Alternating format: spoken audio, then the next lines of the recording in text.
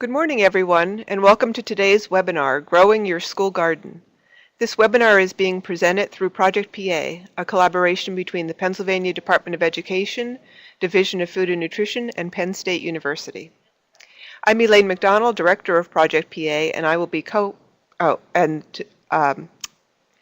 we have some webinar presenters who are joining us today. But before we get to that, just a few pieces of housekeeping.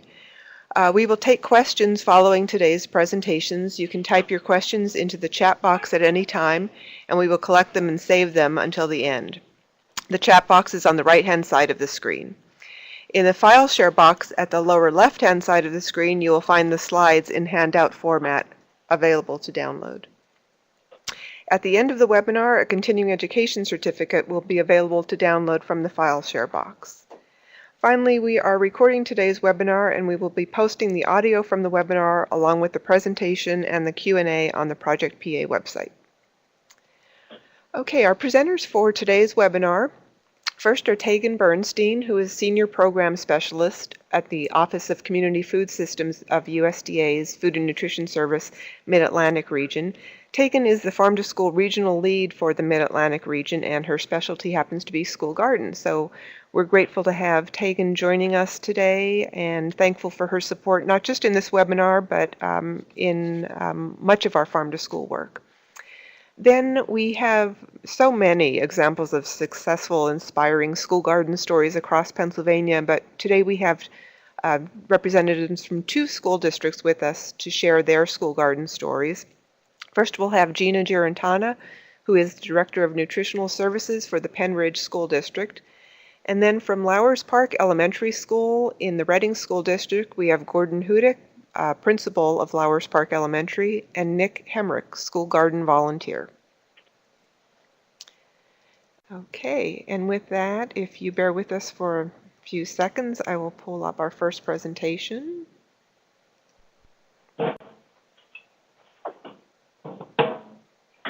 And I will turn it over to Tegan. Thanks, Elaine. As Elaine mentioned, I'm Tegan Bernstein. I'm with the USDA's Office of Community Food Systems, and delighted to be with you today. This is definitely one of my favorite topics, and I look forward to answering your questions. So I'm going to go over a little bit about just generally how the USDA envisions school gardens fitting into a complete farm-to-school program. We're going to touch on how to procure products from a school garden to really create that garden to cafeteria connection. We'll touch a little bit on food safety, and then of course we'll move right into some best practices. Just to create a bit of context here, in case there are participants who aren't aware, the USDA formalized their support of farm-to-school programs in 2010. It was part of the passage of child nutrition that year, also known as the Healthy Hunger-Free Kids Act. And there was a small section added called Section 243, which is access to local foods. And it actually indicated that the Secretary of Agriculture create a farm-to-school program that focused on a grant program, which we currently administer. We have a $5 million annual grant program, which school districts, state agencies, farmers, and nonprofit partners are all eligible to apply for. We also provide training and technical assistance, and that really comes in the form of our team. So we have regional leads in every region.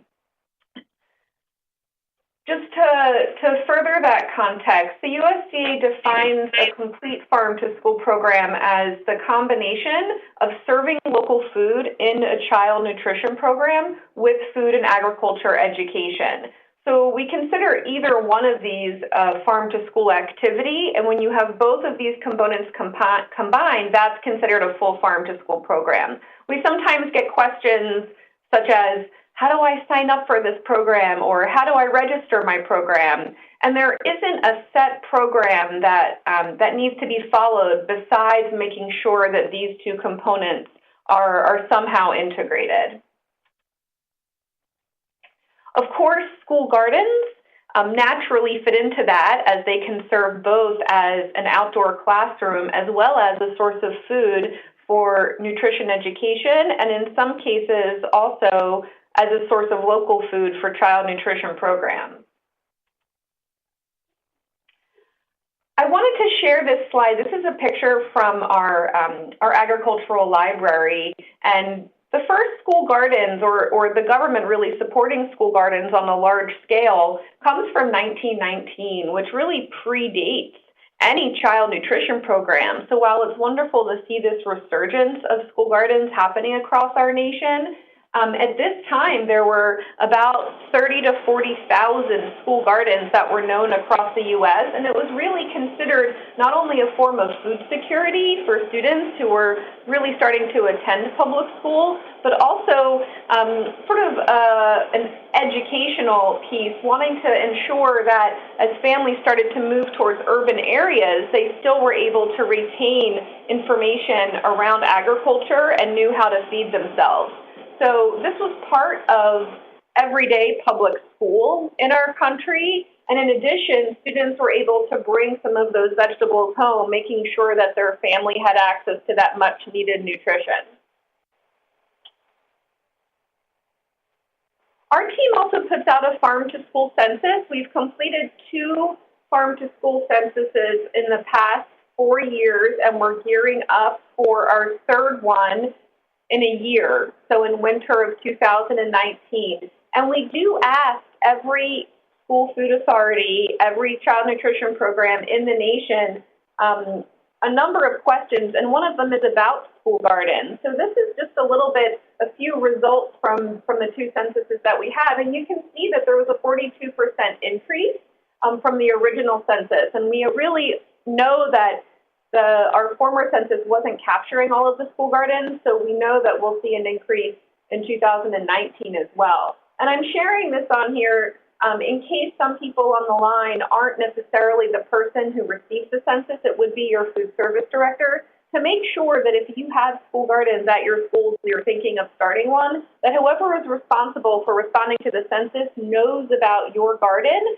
so we can make sure that that's counted and we can get as close to an accurate number as possible. I also think this increase just shows the trend where child nutrition programs and educators are just recognizing the positive benefits of school gardens, both around some of the attitudes that children have about food, as well as a source of food for child nutrition programs. So here are really the components of a full farm-to-school program: experiential education, local food and nutrition and food curriculum.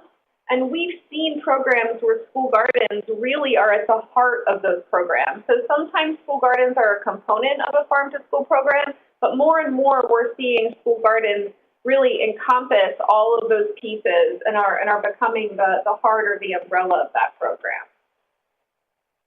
Okay, so why school gardens? I touched on this a little bit, but we definitely have research that indicates that children's attitudes around vegetables, around produce, which tends to be an area where we are also working to increase consumption, improve the more that they work with gardens and the more that they work with those vegetables. There's also research that indicates they consume, which, that's really our utmost goal. We don't just want them to think positively about vegetables, we want them to consume more produce as well. So this is just a snippet of research. We have much more available on our website.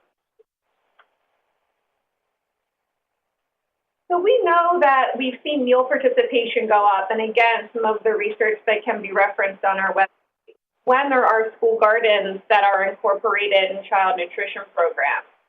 We also know that school gardens can be a local food source, providing fresh product. If not directly on the line, it can be a component of a taste test, either inside of a classroom or inside of a cafeteria.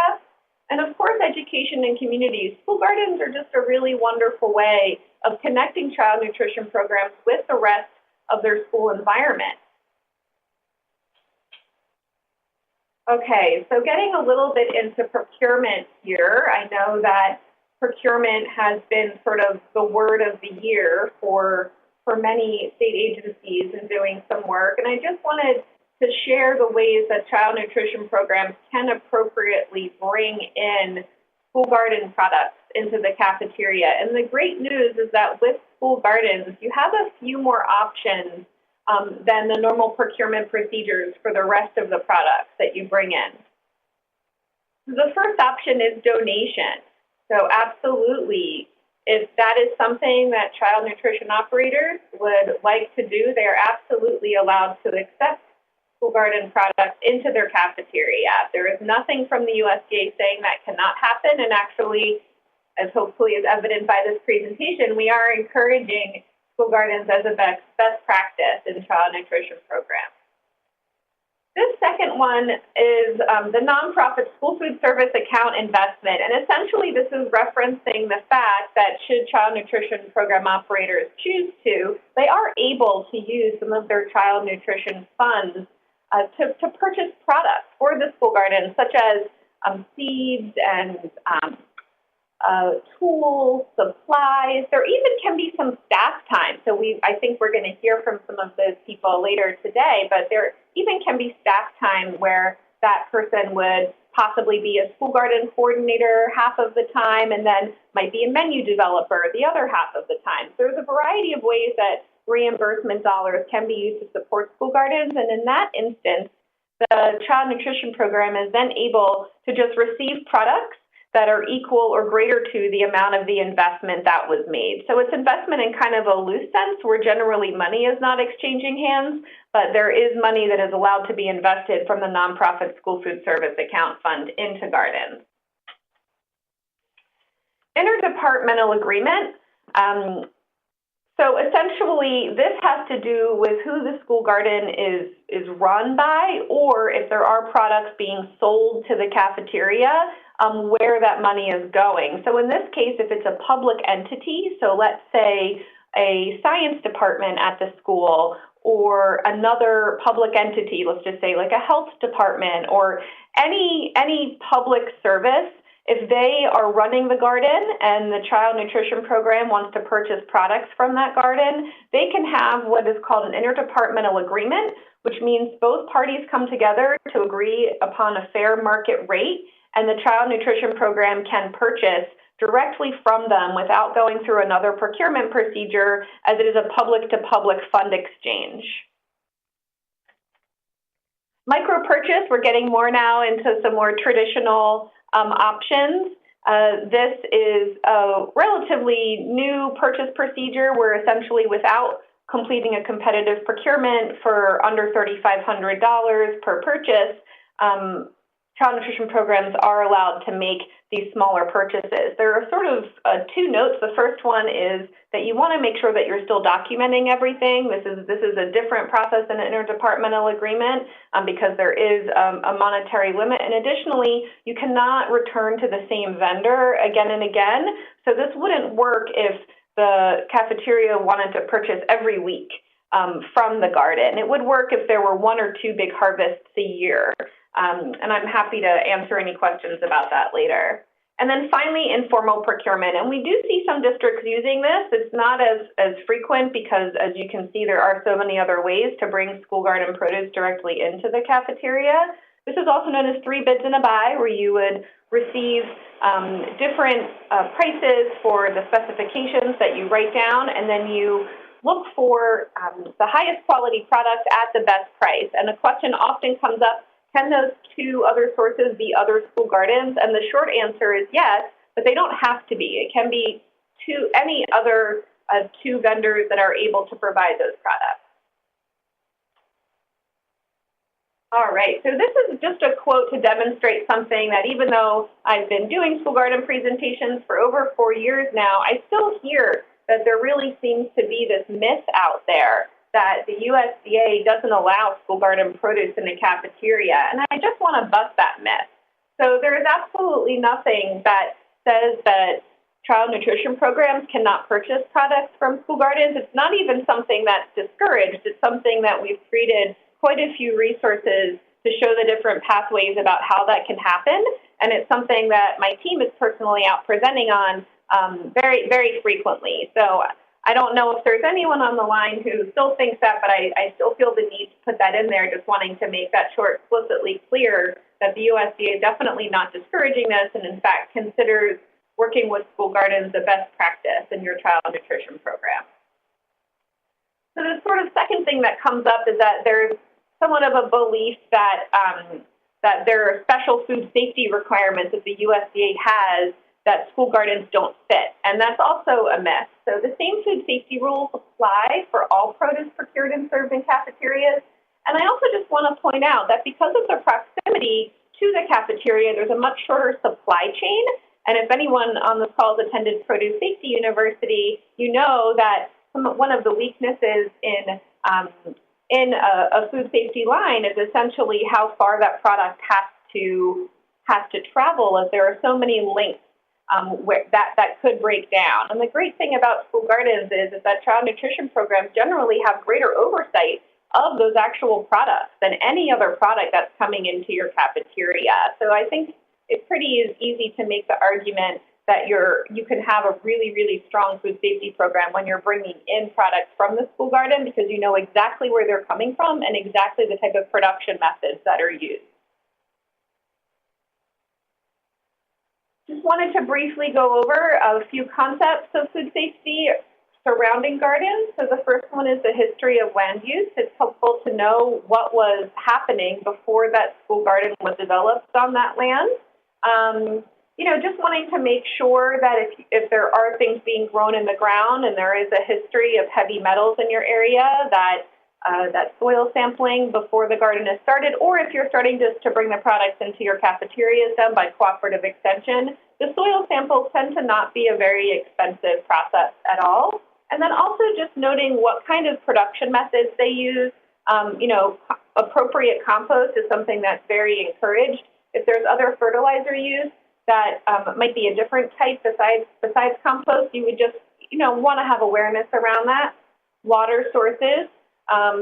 If you're using pond water, that's something we definitely recommend being tested. Municipal water is definitely safe for school gardens.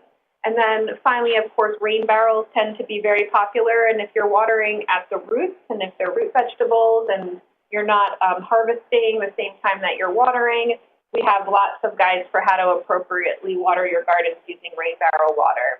And then, of course, really, and a very important link in the chain is the harvesting practice, making sure everyone washes their hands, that containers you're harvesting into are clean, and that once the products are brought into the cafeteria, that they're washed appropriately and stored with everything else and not left out for a set period of time. But again, this isn't anything that's different than other products that you would be bringing in from elsewhere.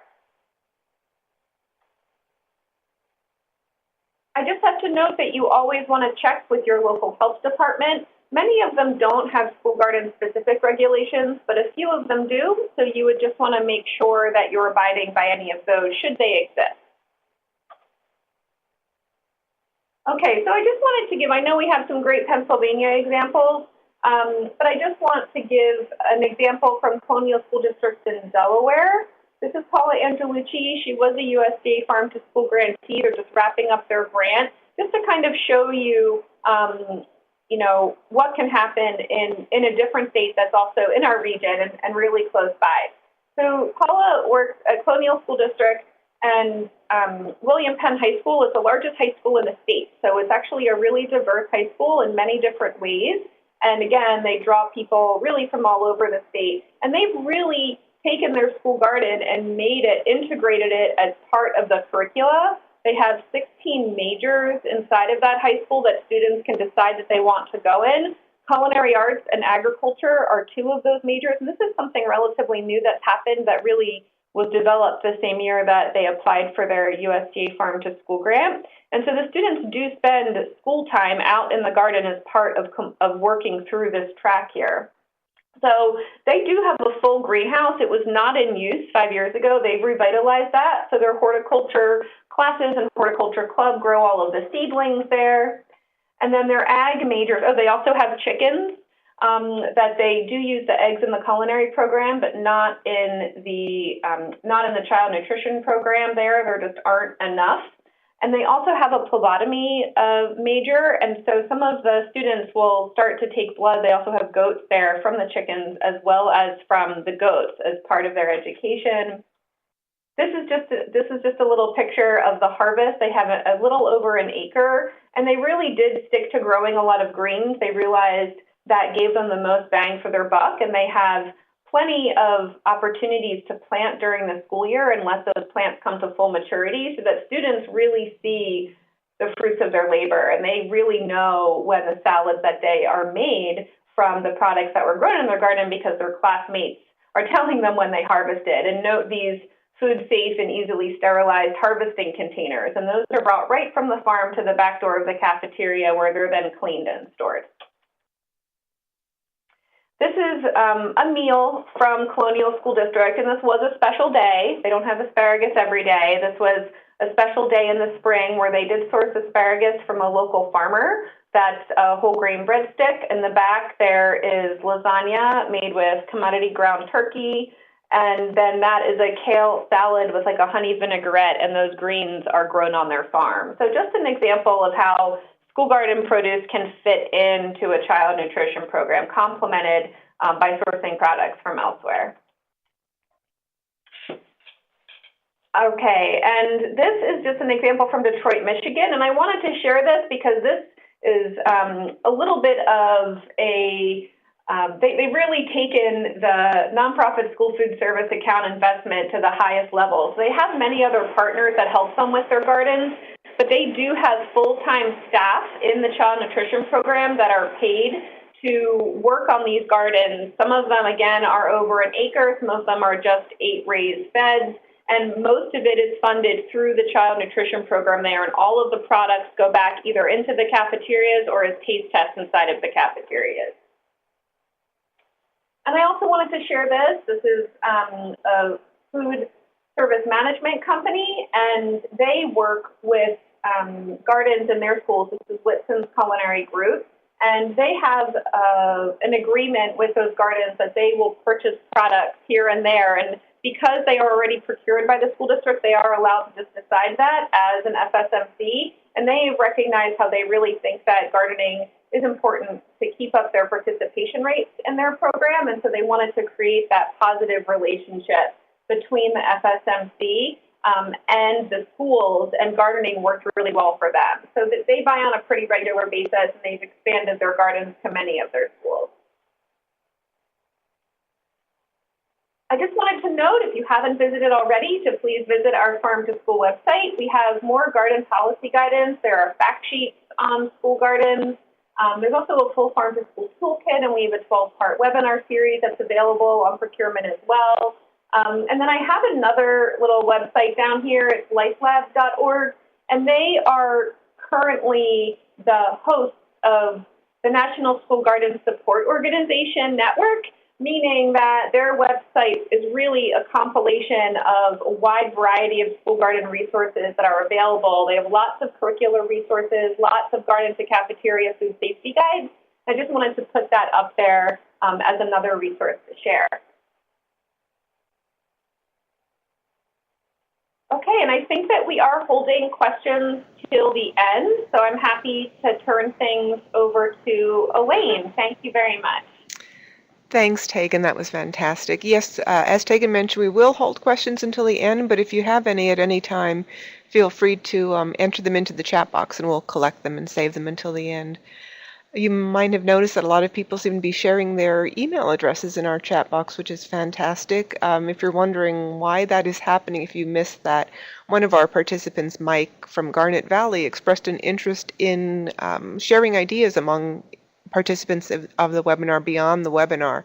So I had suggested, if you would like to be involved in that, if you share your email address in the chat box, we'll collect them and then send an email out to everyone with everyone's email addresses.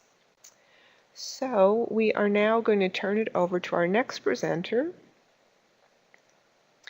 who I think is going to tell us a little bit about some results that she has seen from her school garden that Tegan mentioned has been shown in research. So with that, we will turn it over to Gina from Penridge School District. Thank you, Elaine.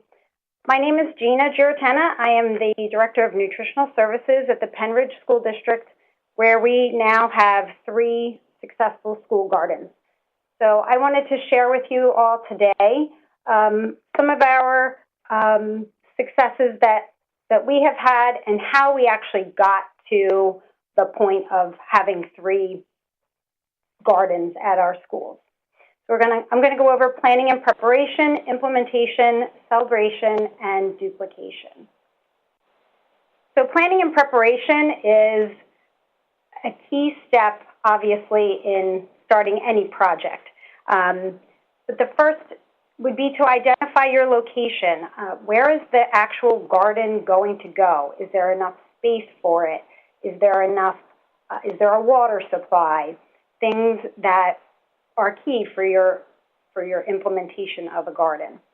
And then also finding a school that has key players that share the same passion for school gardens as you.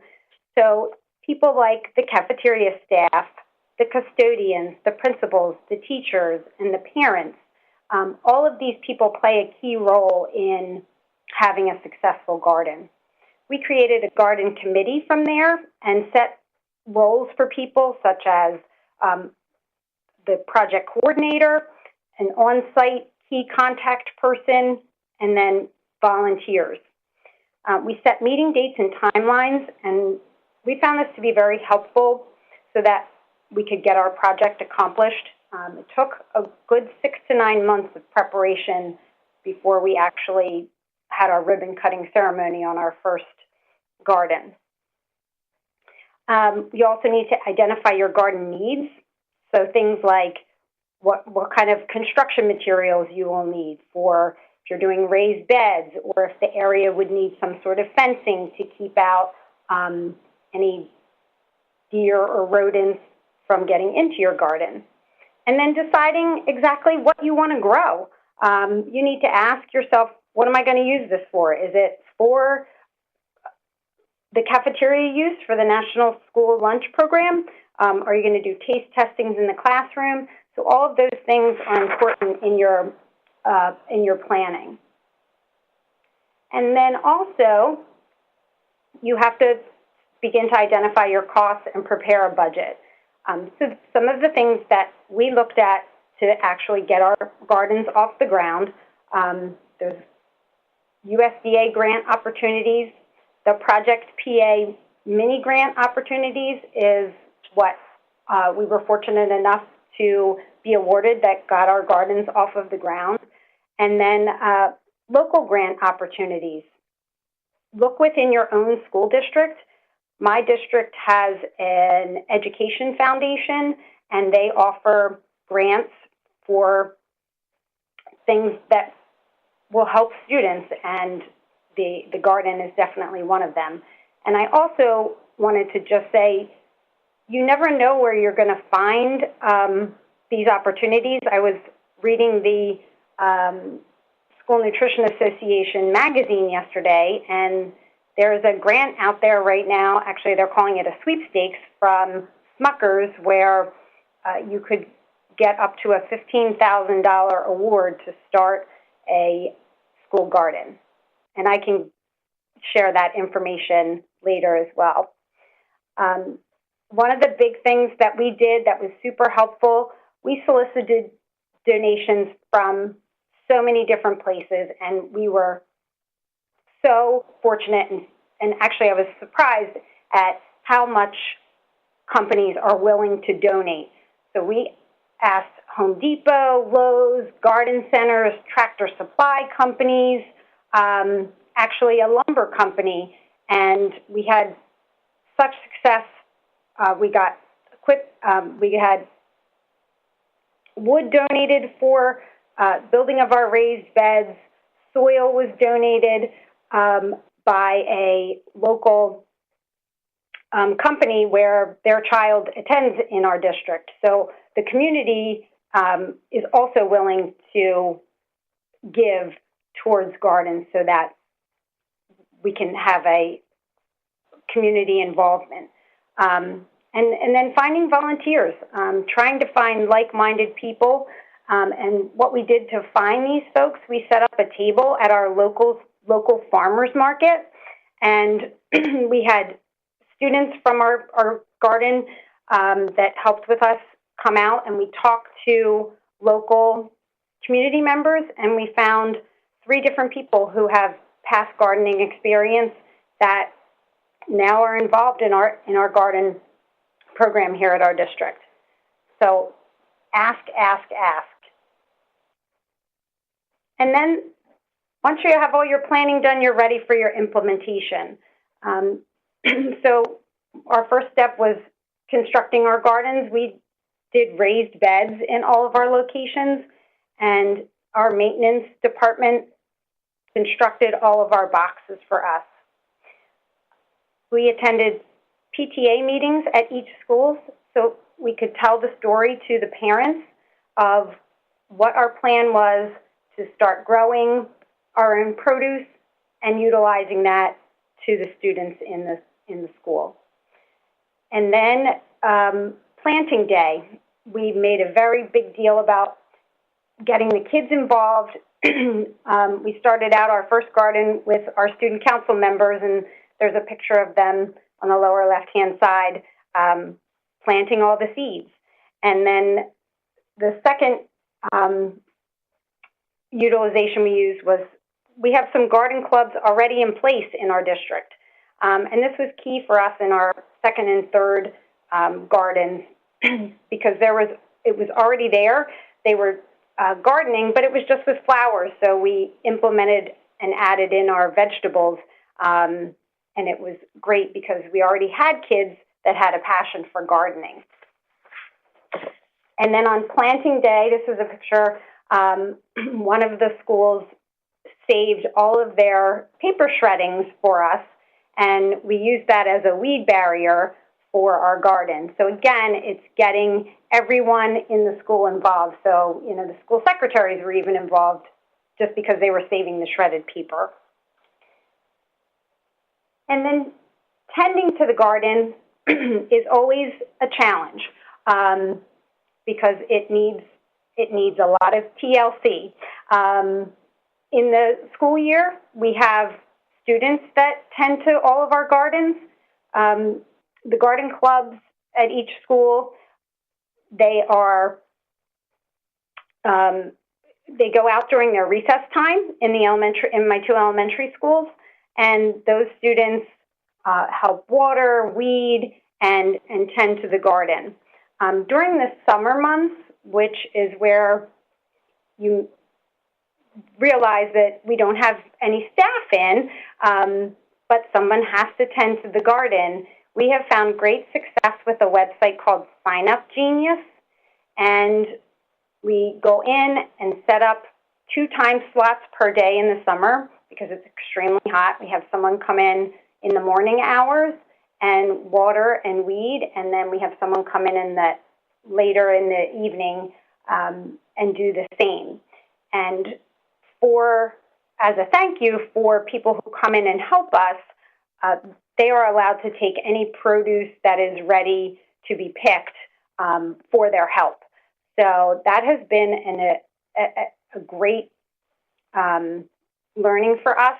And the people really enjoy it because they're involved, but yet they also get to have something to take home with them for their families. Because in the summer, we don't have any programs going on, and we don't want the produce to go to waste. So it's a win-win for everybody. And then celebrating your garden. Sometimes I think we forget to toot our own horn and let the community know all the good things that we are doing. So plan a grand opening celebration. Talk with your public communication officer at your district.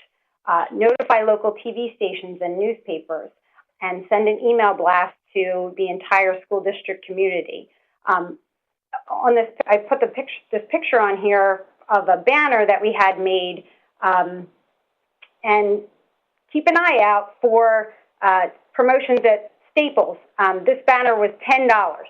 So it was customized, and Staples was doing a $10 banner sale, and I was able to get that banner for the outside of our garden.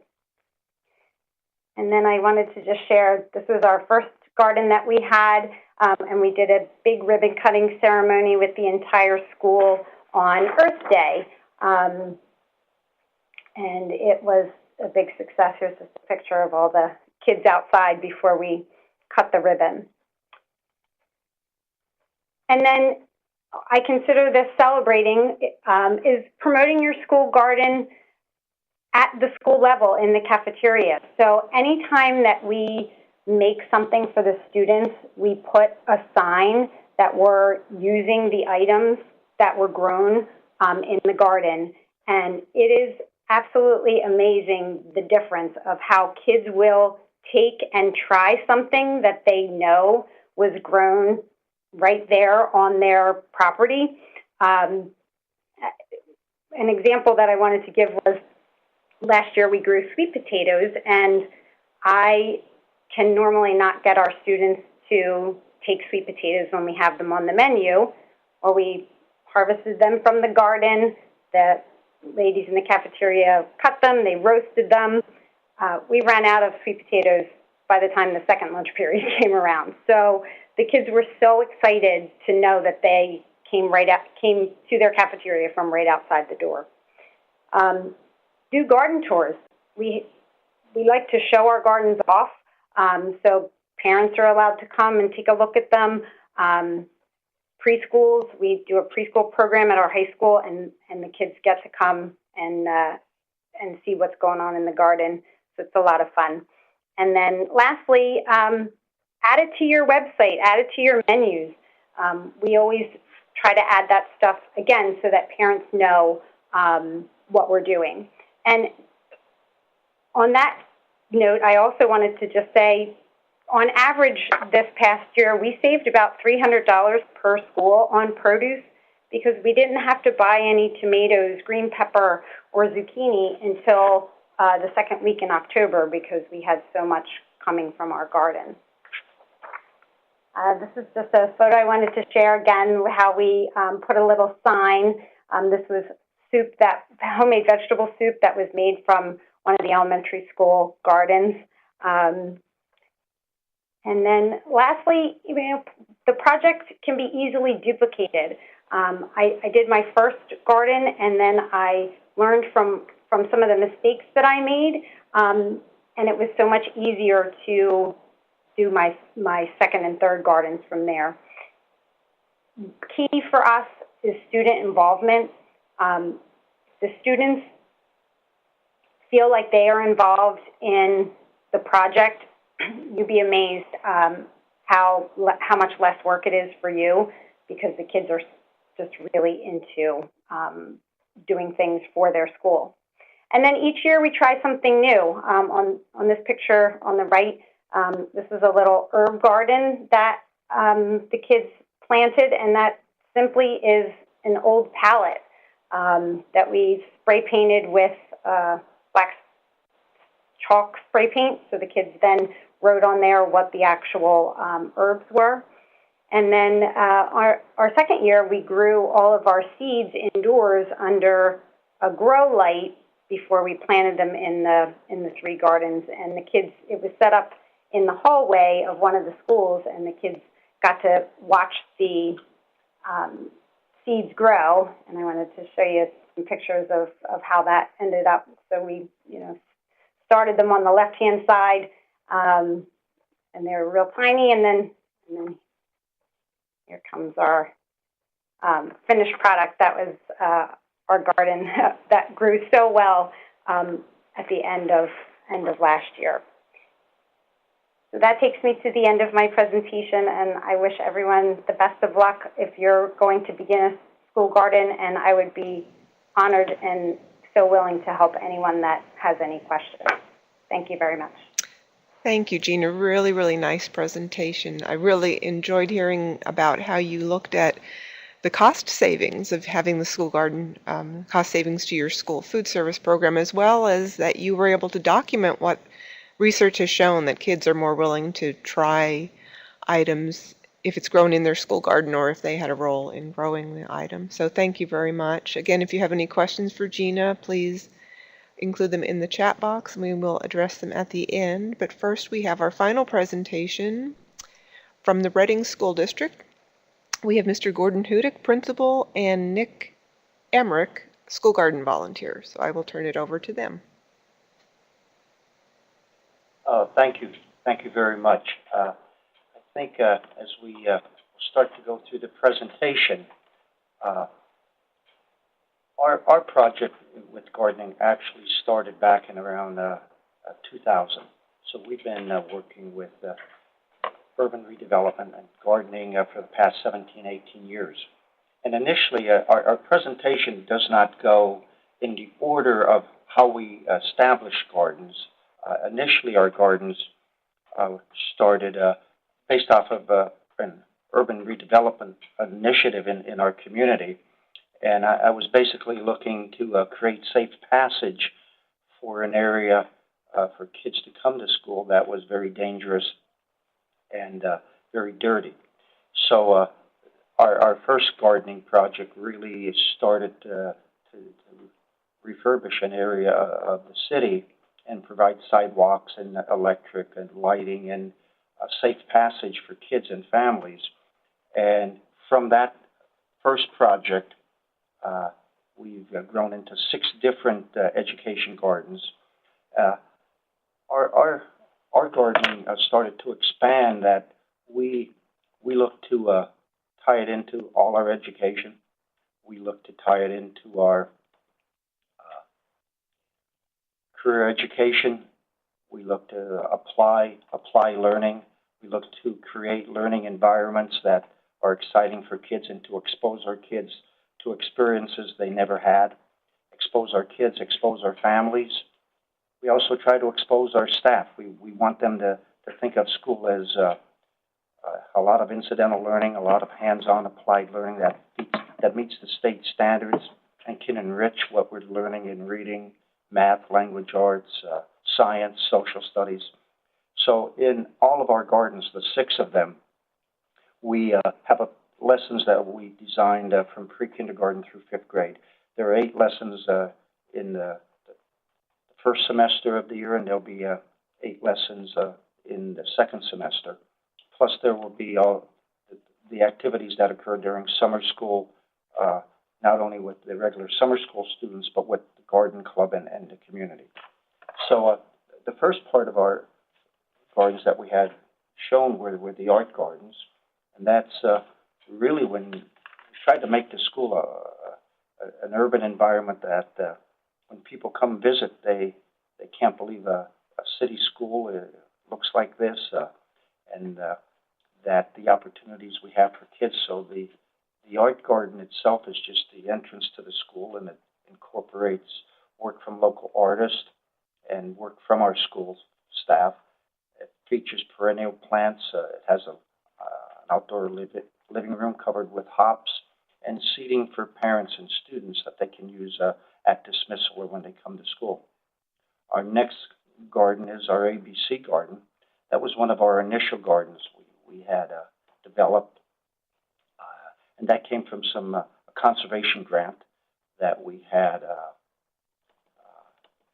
to build that and provide a year's worth of support with the crew that came in through the grant and with the older children to work in there, young adults. And that has, we really created that ABC. It's in a courtyard, and we created that initially for the primary grades, but now it's used throughout for all the grades and all the kids. And that features an outdoor classroom with green roof. We're working on a system now for alternative energy and how we would like to demonstrate that for the kids. You know, there's math instructional areas, language arts instructional areas. There are 2 ponds, a turtle pond, a koi pond, and we grow figs, and we capture our air conditioning condensation to water the gardens, and that's used an awful lot. And it really is a neat place when we have students in some of our emotional support classrooms. It's really kind of neat when they're having bad days, just to take them out to any of the gardens, but especially the ABC garden, where they can feed decoy into turtles and just find a calming environment to be around nature and to have some responsibilities that kind of redirect them. Next area is our greenhouse area, and that one really we developed through our urban redevelopment funding that came to put a solar greenhouse in. It's a hoop shelter with a propagation area. We use it for the summer, our summer program when we are maintaining the gardens, and that particular piece of the summer program is to involve parents and getting the garden club to be involved with that and to get moms and dads involved. Our excess produce, goes to the homeless shelter. We'll share it with the kids to sample. In there's 5 raised beds for vegetables and herbs. We do a bulk forcing area also for sales during the holidays and special occasions for the kids and families and also community. And our asparagus bed, and it has a lot that kids can sample, see, and experience, and also help to maintain. Then our nursery was our very first project. It was where we had secured funding to take over an area of the city that really was not very good for kids coming to school, and we've turned that into our urban nursery where we propagate perennials, shade, and full sun plants for wholesale. We have a partnership with a local nursery, a landscape business that works with our business club. And we grow baby plants to maturity for retail use. We do, again, our bulb sales that we do during the winter and sell them during the holidays. We have sitting areas in that nursery and a work area for students, another outdoor classroom. We have demonstration gardens and a compost area holding about 50 cubic yards. In that area we also have apple trees. We just have a variety of opportunities for kids to learn about gardening and to experience gardening, and also for parents to come and see what plants are that might do well in our urban environment, and how that might tie into what we want to do in the community if we want to even help a family or a yard do some planning and beautify their home. We're now working on a project. We'll be doing mushroom growing indoors, and we're kind of excited to see that. In addition to that, we do things inside with like our vertical gardens inside, and it ties into what we do with the bees and our indoor beehive, as well as when we with our beehive that is outside in the native plant habitat. One of our gardens is the Sundial Gardener. That was really a wasted area around the school, in the back of the school, and turned that into a human sundial, and solar oven is out there. We try to feature that as our college area, part of our career education program, and identify local college banners and talk about the careers in our 5th grade hallway. And that is used frequently as a nice sitting area, and again, another place where kids can go, classrooms can go to learn just a lot of incidental learning that they normally wouldn't do in the classroom. And our last garden is our native plant habitat, and that has our outdoor beehive, has another outdoor greenhouse with a green roof and a terraced hillside for vegetable gardens. Blueberry Hill is there, and raspberries and grapes and compost bins. We have a bird observation area. We have habitats for bog gardens, woodland, meadow, and the brush pile. We have wild edibles, persimmons, serviceberry, and sumac. And we only do the only native plants, especially milkweed for the monarch butterflies. And we have a lot of insects, birds, snakes, toads, groundhogs, skunks, possums. And it's interesting being in an urban environment. Parents will come in and say they'll see snakes around the gardens when they're walking to school. And it's a learning experience for them that there are snakes in gardens, and they do so much good. And so the whole garden experience is to expose kids and families to gardening and expose them to the food, and just tie it into everything we want to do to really broaden our kids' learning experience. And like some of the other presentations, you know, you have to have a way to maintain it, which we do with our kids and our staff, and you have to have a good volunteer. And we have Mr. Nick, who's here with me, and he, you know, he kind of knows what to do. We come up with ideas, and Nick is more than willing to make it happen, and then teach us how we're going to maintain it and use it the way it should be used. Okay. Nick, you have anything to share, sir? I think you about covered it all, and I believe we've used up our 10 minutes. Okay, thank you. Thank you. Very, very impressive. Thanks for sharing all those wonderful pictures. I think we all want to come visit your school district and see this in person someday. So again, if you have any questions, please use the chat box. It looks like we have a couple. One that I will address, we had a question about, is the webinar being recorded? Yes, it is being recorded, and it will be posted on the Project PA website in about a week or so. So you can look for that on www.projectpa.org if you know of someone who has missed this webinar, but you think they would like to see it. We have a question that I think is directed to Tegan, and that is, are daycare centers eligible for farm-to-school grants?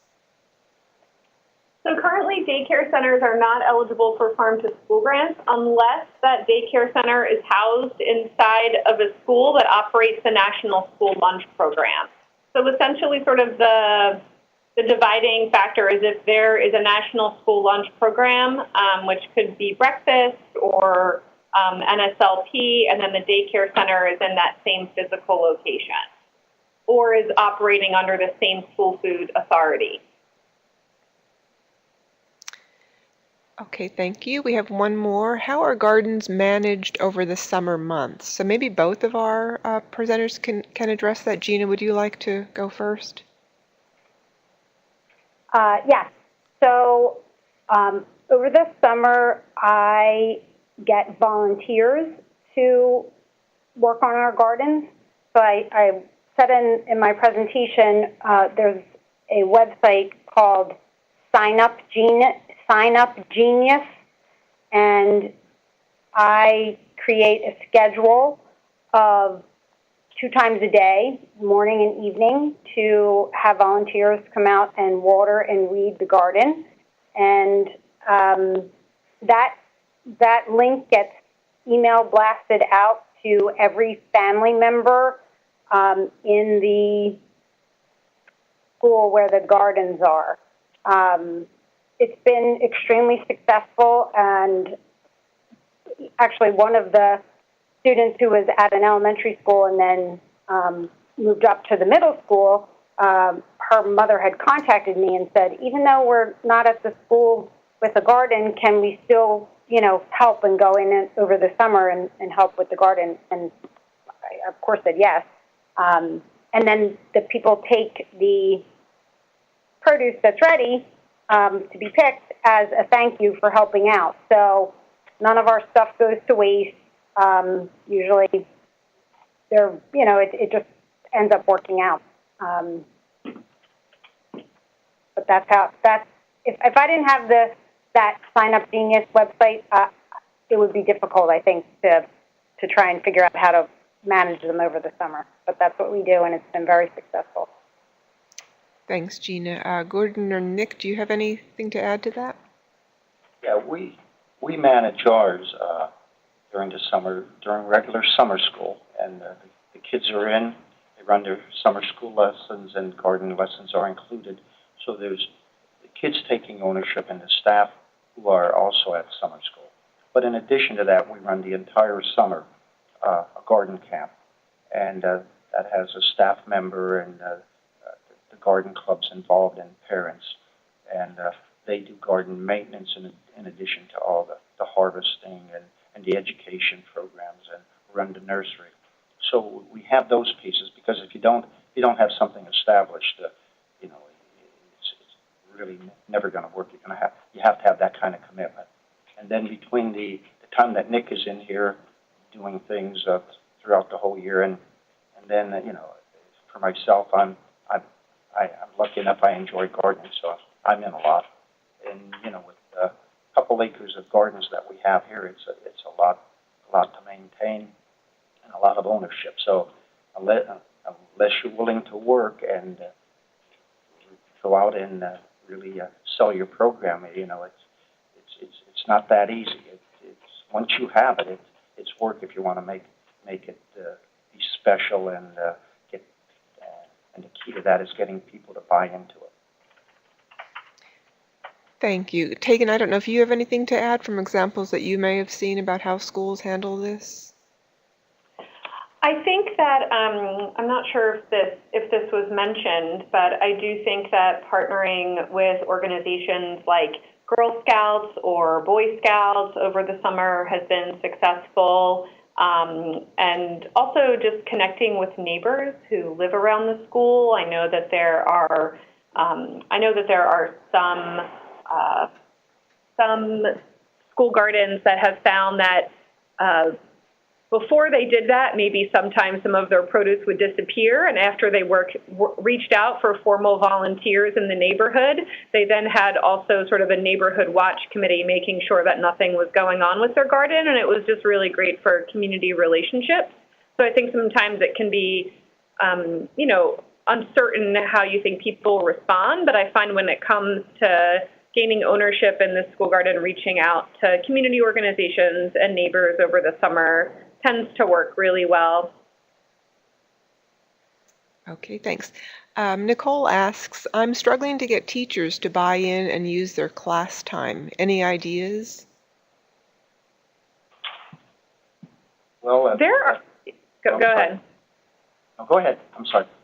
No, I was just going to say this is a common topic over on the Life Lab website that I mentioned, and they have lots of examples of curricula tie-in, both with Common Core as well as other standards that people use to kind of do that outreach. I know that I've also just experienced and also heard that often teachers, you know, don't have enough prep time either, and if you offer to take, you know, part of the class out when, you know, teachers could use that prep time to cover one of the topics that they need to cover, that it tends to be helpful. Anything that you can do to align the garden work and show them how the garden can work with the standards they already have to meet will go a long way in getting that engagement. So it might not be them, but it could be you.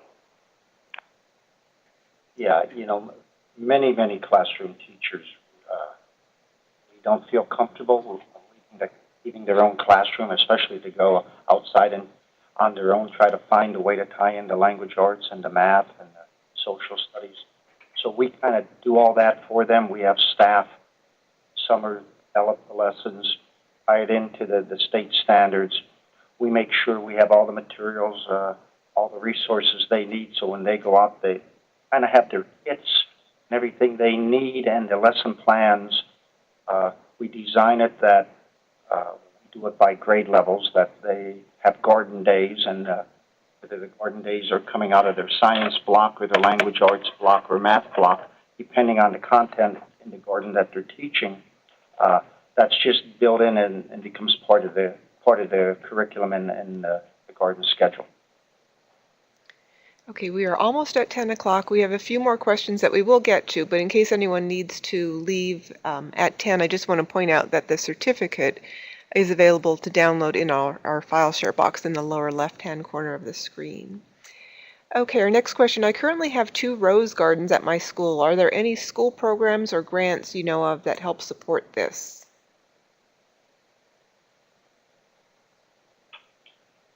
I know of nothing. I'm trying to pull out the magazine that I saw this Smucker's grant on. I'm going to type the website for this school garden sweepstakes that I saw in the chat box. I have no idea if this would be helpful for the rose garden, but I would suggest just going on it and checking. I do know that Lowe's has a program called Toolbox for Education, and if you Google that, they do provide support for school gardens. I'm not sure if that's just gardens that grow produce or if that would support a rose garden. There's also a website, kidsgardening.org, that you could possibly look at and see if there are any opportunities available there. Okay, what crops would be best for students to plant in the spring and then are available in the fall when students return in Northeast Pennsylvania? Well, I'll just go. I'll tell you what I've done.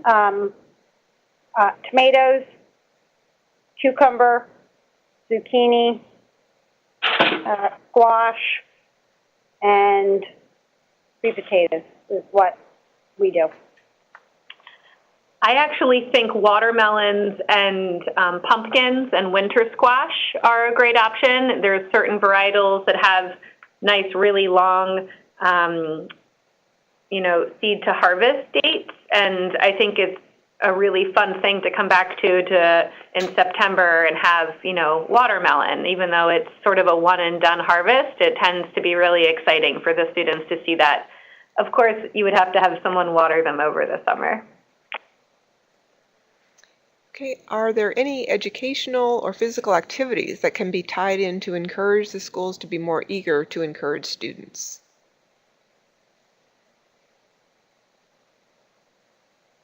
Yes, there are tons. I'm just going to refer you to the Life Lab website. There are just so many resources there, both physical and educational, to really turn the garden into a garden classroom.